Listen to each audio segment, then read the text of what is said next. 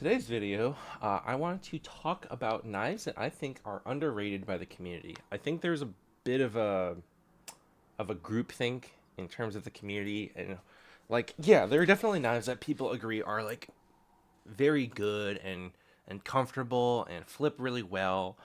And I think sometimes people kind of have like they kind of just go with the flow. Sometimes they form their own opinions and sometimes not. I mean, like there's fucking DJIS Pyro who is like, I don't lube my knives at all. That's whack. But he's got his own opinions on things, so I can respect that. I don't respect the opinion. I think the opinion is weird. But so I just wanted to point out knives that or balisongs, I should say, that I think don't get enough love and attention for their price point to their quality. The price to performance, or the price to nice, I like to say, because these are all some cool knives, and also like knives that I don't think people necessarily talk enough about. Not to say that they aren't talked about, and not to say that they are the best knives ever, but I got quite a lot of knives, and I think some of them are very fun and funky, and they're not for everyone. But the ones that I'm gonna bring up now, I think, are pretty damn cool. So the first one I want to talk about is the Kanto Origin. The Kanto Group Origin is a channel aluminum balisong that honestly I think is just kind of, I dare say, the best of almost everything in a channel aluminum balisong. It's a trainer. I love the design of the blade. It's very unique. It's very original, and it's like I never see this and think, oh, I don't know what this is. This is a different balisong. No, I can tell this is the Origin at a glance. Even closed, if you can see the blade sticking, I'm like, oh yeah, that's an Origin. Maybe not necessarily just by the handles themselves, but I like that it's very recognizable. It's very unique. Now, not just the Origin by its looks, it sounds great and it flips great. I gotta oil this actually.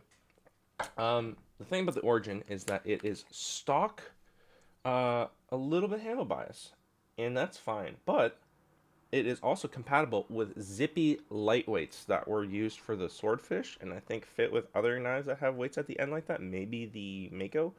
Um, I particularly love how this feels with the lightweight. It feels very neutral, and with the little bit of handle bias that I had before that, it totally feels fine as well. So if you like handle bias, this has like a nice, healthy handle bias, and if you prefer neutral, it feels good with the stock weights, but it also feels really good with the the featherweights, the zippy featherweights. Um, the grip it's very grippy. I do find that this grip is not the most comfortable, because it's a bit coarse. Um, Sorry, I'm trying to get this to show, and it has, yeah, there it is.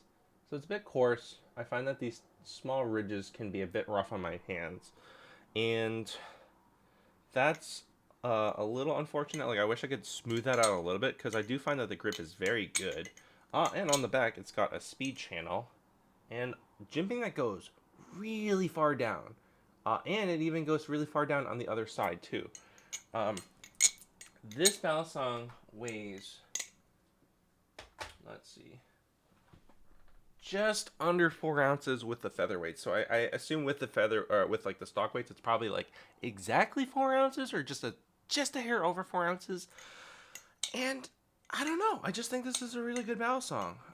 It's I think it's 200 for the base price, but right now there's like 3-ish left in stock, and I think they're slightly blemished for like 175. And so like getting a blemished Kanto Origin for 175, that's less than a Kraken. It's just a little bit over a Squid Trainer. I like this more than a Squid Trainer. Um, it feels like the Squid Trainer is shorter and a little wider and a little heavier, but this is like that really nice standard aluminum channel flipping experience. It's got grip. It it's got really good clack. It's got great bounce. Oh, also, this shit has like some of the best fucking tolerance I've seen. It's like rock. There's like no play, zero play. Right now, I feel like my maybe because of the washers or something, like the handles aren't 100% aligned. I did get this used, but like there's zero play. There's fucking no play.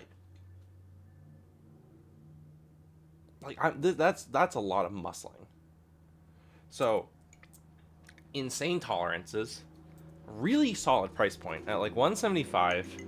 Um, has grip, has um, speed channels, has not the deepest jimping, but very long jimping, which I appreciate too. Um, and a cool, unique design that I just think is pretty cool. I think the circles look really nice in contrast with like the kind of standard Tanto, and it like widens out slightly. It looks good. My only complaint basically is just that the coarseness of it is a bit rough. That's about it. That's honestly it. And again, you can have no weights, which honestly might be a little blade bias. And you can get the zippy featherweights. These are glow in dark ones. I don't have the black light on me right now, but it looks really cool glow in the dark. And I've been like, zippy, zippy, zippy, zippy, zippy. Please make inserts for these circles so that I can have glow in the dark circles, and it would look so cool.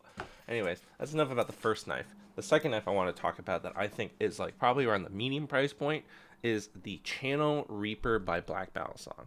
This is a Balisong that sits, I think, just under $400. I want to say it's 395 US dollars. And with this version, with the black and rock texture and this toxic ano, these gorgeous toxic waves, I think this was like 450 new. Um, Black Balisong is a maker from Mexico who I think doesn't get enough appreciation for his products. He seems to be struggling, and maybe that's just a matter of like not separating his private life with his work, because there's kind of a thing about like don't look desperate online because it's kind of not a good look. Not even that like like people will look down on you or whatever, but I think it just kind of makes your business look less successful, and so sometimes you just kind of have to hide that. And maybe other people are struggling, but I know Black Balisong actively has been like, hey, I'm having a bit of a hard time with certain things. And so I want to shout out him. I'm not sponsored by him or anything, but I want to shout out his knives. Um, he also has the Rabola, which is like under 300 for a titanium sandwich Balisong with G10 scales. And it's got a really pretty blade on it. You can also, I'm not 100% sure, but I'm pretty sure that the blades are interchangeable, and I'm not sure if that like is something that he has to do on his part to make them like fit each other. Machine wise is like completely interchangeable, and that's something that everyone talks about. But I think Black Balisong is like that too, because I've seen Depurge blades on Reaper handles, and I've seen Rabola blades on Reaper handles, and a Reaper blade on Depurge handles, and so on and so forth. So with his three main products being the Reaper, the Rabola, and the Depurge, I think I've seen every combination of handles and blades. He also is making the Xolo again, Xolo. Some people might say Solo or Xolo, but it's pronounced Xolo, I believe, because it's based off of the Mexican god, which I'll get into that later, because I'm getting my own. I pre-ordered one. Anyways, more about the Reaper. Also, actually, no, one more thing about Black Balisong. He's the only fucking one that makes these fucking bite indicators on the horn. I point it out every single time, but it's just fucking brilliant. I never have to, I see only here. I know that this is the bite side. I never have to worry. I can flip out like this, and I can whack the back of my hand with the safe side and not cut. Anyways, the Reaper is really solid. It's a handle bias knife, and it sits at, let's see,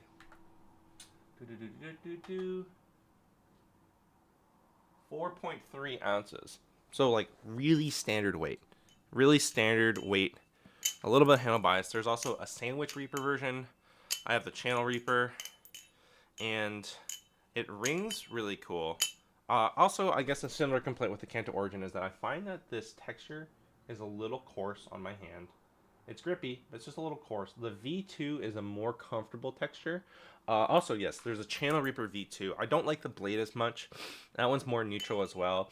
And the blade steel, instead of being S35VN, this is an S35VN blade. The blade steel on the V2 is a M390.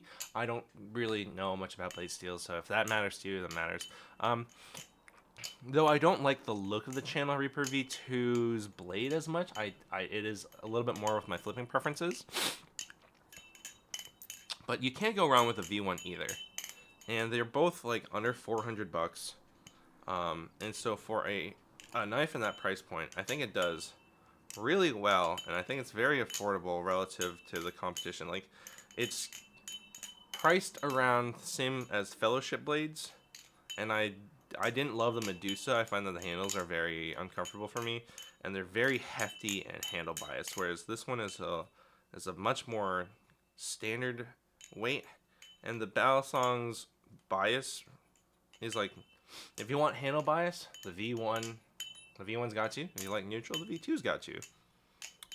He also has like these really nice stone textured blades that I don't know if I've seen too many other makers do. I just think this looks really classy and nice and is like very special. Um, I guess another complaint is that the hardware is T8, and the body screws are like the pivots are T8, the Zen pins are T6, and they can strip. They're not very deep. That I wish was a little different, but for the most part, I think these knives look gorgeous and are very fairly priced. You can get some gorgeous Rebolas and Reapers. I've never flipped it to Purge, um, but I can tell you the Rebola is a very solid flipping experience. The Reaper feels very nice, and I think it's fairly well priced, and it sounds really cool. I don't know. So check out Black Balisong. He usually has some fucking insane deals. And a lot of times he does like these raffles that like charity raffles for dogs. It's just like great. I love dogs. Anyways, Black Balisong. It's worth it. Oh yeah, and there's jumping. It's pretty nice. Um, yeah, I don't know. Black Balisong is underrated in my opinion as a maker. Um, and lastly, I guess one knife that I've just never seen on the secondhand market except the one time that I picked it up. Actually, it wasn't even offered. It was someone offered me it. And I said, fuck yeah, because I traded a Dusa V3 trainer. And I just didn't love it. And they offered me this Hybel Valor. The Hybel Valor is a knife that I don't think is necessarily a standard flipping experience, and it's not for everyone, but I've just never heard people talk about it. The Hybel Valor is the first production knife by Adam Hybel. It is 5-ish ounces. Let me double check that. Ooh, just under 4.97 ounces. And it is on caged ceramic bearings. But I know a lot of people, they hear bearings and they go, oh no, oh no.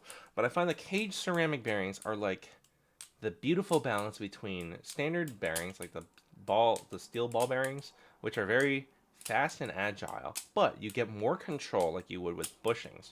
And so this being a heavier knife, you don't struggle as much to flip it because it doesn't feel restricted by its weight. But you also get more control than you would with like, oh my god, I don't know, like the Lucha. That's just scary. So this is a sandwich knife. I wish there was jimping, and it could use it because it's a bit heavy.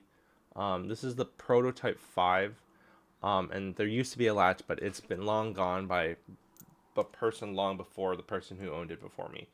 I find that this handle texture is very interesting and unique, and it's very comfortable, actually. Like this terrace thing, I don't know how fucking hard that is to machine.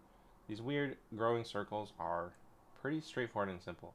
And this thing down here, I never actually run my finger against this grate, really. It's deep enough that I don't really run my fingers up against it. And it's got this gorgeous fucking scimitar. I think this scimitar is fucking beautiful. Pretty well balanced. I think it's a little handle biased, and I have a whole video dedicated to all of these, but I just wanted to make this video to shout out knives that I think are underrated. The Valor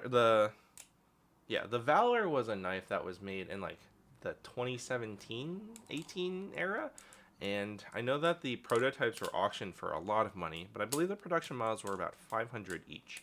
And so that's pretty fucking nice. I mentioned before with the Invictus that the Hybel knives I think are very fairly priced. And like the amount of quality that you get, the machining is really good. It's just a really solid knife. This is a little bit of play. I think probably we can tighten that up. But oh my god, no. Okay, I was like, this ain't T6, is it? No. There we go. So Let's see. Yeah, much, much, much better. Just need to tighten a little bit. Anyways, if you want to know more about my Valor thoughts, feel free to watch the video on the Valor. I just wanted to point out, like, a knife that no one talks about. No one talks about. It hasn't been in production for years. There are about 100 of them. I think just under 100. And they're fun. They're fun. And if you didn't know that they were on bearings, I don't think you would know. Because it feels, honestly, like flipping any other bushings knife. It just doesn't feel like... like for a knife that's almost 5 ounces, it doesn't feel heavy or sluggish in flipping. It feels smooth and agile. It's like, yeah, there's a lot of weight that I'm throwing around when I'm doing these extended twirls. But it feels really good. Rollovers feel great. Fans feel pretty damn good. Like, it's a little wobbly with fans because it's handle bias, but I don't know. I think it's fantastic. Sometimes I think maybe I'll part ways with this, and I'm like, no, this knife fucks. And it looks beautiful. So, the 3 knives I think are super underrated and not enough people talk about. Kanto Origin, Channel Reaper, and the Highbull Valor. I'm sure there's other knives. There's always more things that I can talk about here. But, I mean, yeah, like, Kanto could theoretically do more publicity. I think Black Balisong does plenty.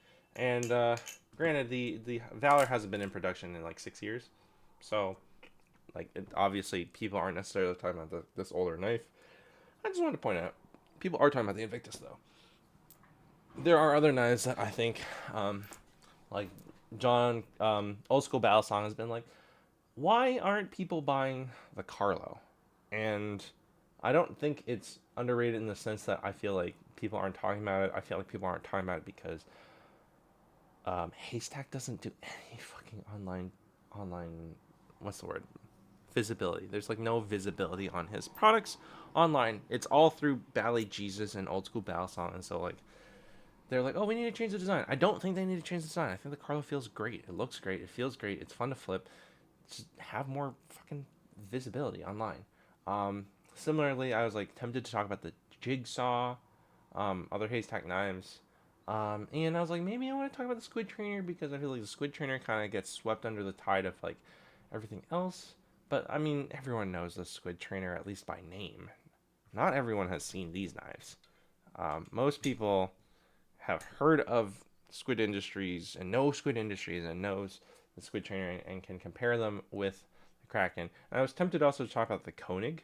However, there actually has been a huge wave of people who have been demanding from Garrett NRB to make a titanium Koenig. So it's actually very possible that on the horizon, the Koenig will be something that more and more people will be flipping. And if there's a titanium Koenig, I certainly would be curious to try it.